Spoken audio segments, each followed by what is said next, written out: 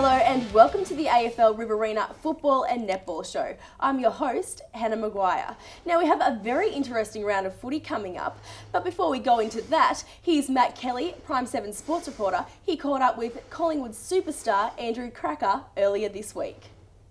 Thanks, Hannah. I'm here with Collingwood goal sneak Andrew Krakouer. Crack, you're here for the day in the Riverina and Wagga. What are you up to?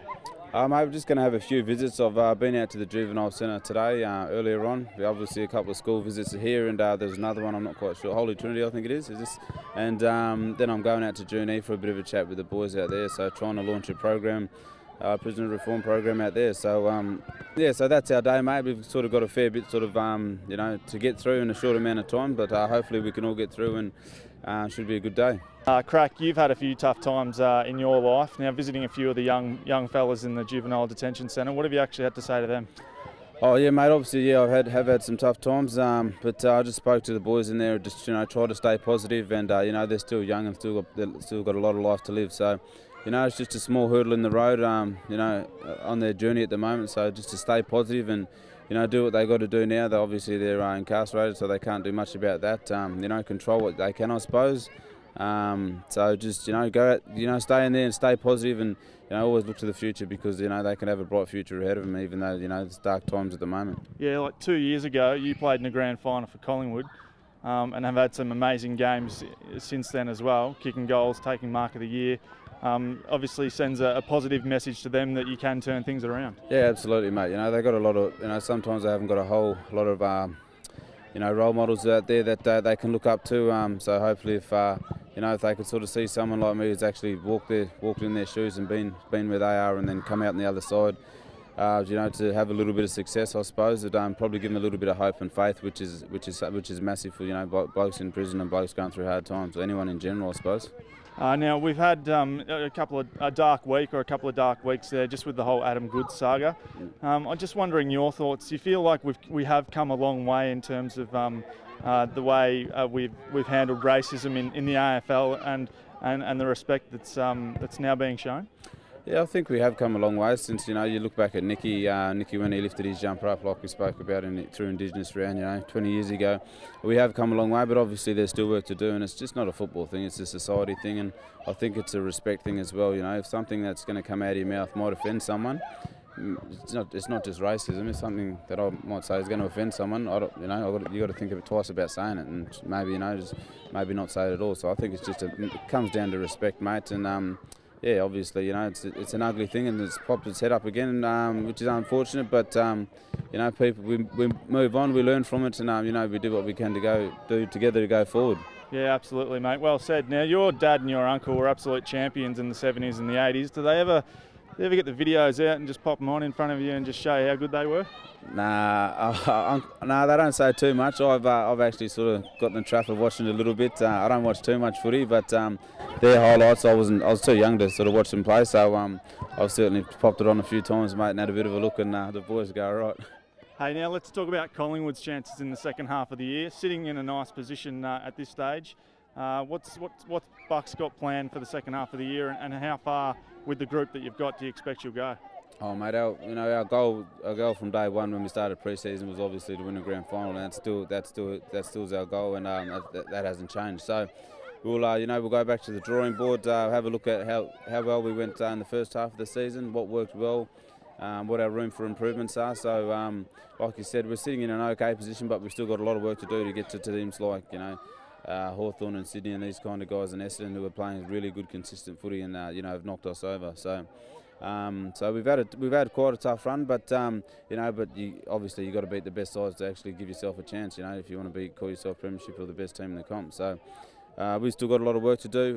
Bucks will go back, and we'll have a mid-season break, refresh mentally and physically, I suppose, and then the boys will be looking forward to getting to the second half and sort of giving it a real shake, and become ready to go finals time. Hey, Crack, great to meet you, mate. Thanks very much for having a chat to us. Pleasure, mate. Hannah, it's back to you in the studio. Thanks for that, Matt. We're now joined in the studio by Paul Habel from AFL New South Wales. Now, tell us, he's going to go through all the this weekend's matches. We'll start with the Farrer League. Temora, the reigning premiers, they take on Mara this weekend. Interesting game this weekend. Temora have hit their straps again. They've been playing very good football the last few weeks. Mara's had two very good wins. on the trot, which is great. At Tamora's home ground will be a difficult one, but Mara's form will see them push Tamora this week, and I think that it'll be a very good game, very tough game, but Tamora at home will be too strong for Mara. Yeah, Mara sort of has jumped out of the water a bit in the past couple of weeks, haven't they? Oh, they've been very good. I've watched them play both games, and it was a really tough game against the Rock, and last week against North Wagga, another really good tough game. So small margins, but really good footy, and been very well umpired too.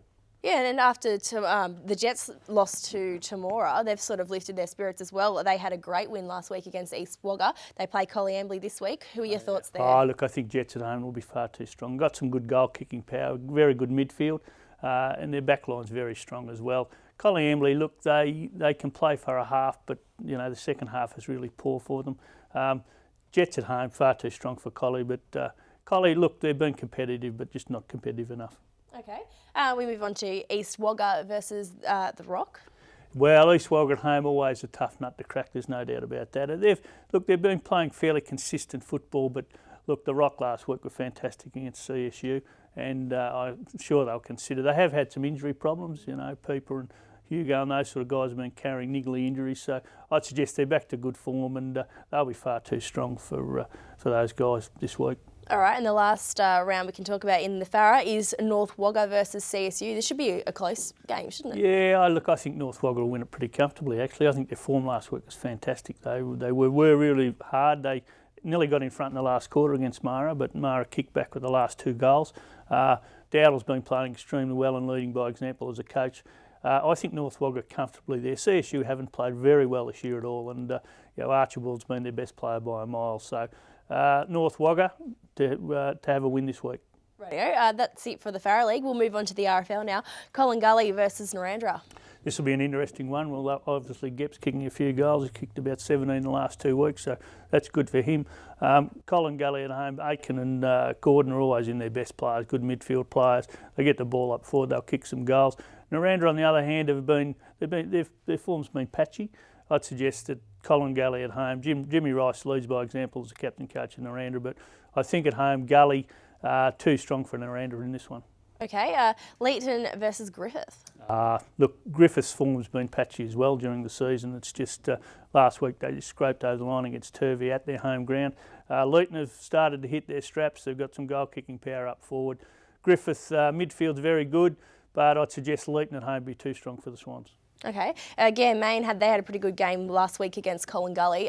Do you reckon they've got the goods to get over Mango this weekend? Mango at home are always very tough. They play their ground really well. They've got a good young team. They've been playing really consistent footy. I reckon they're the most consistent team in the comp, probably with not the right results. But I think Mango this week will really push Ganmain. I think Ganmain, we've got a really good midfield, as well as some goal-kicking power now. Benny Walsh is playing really well.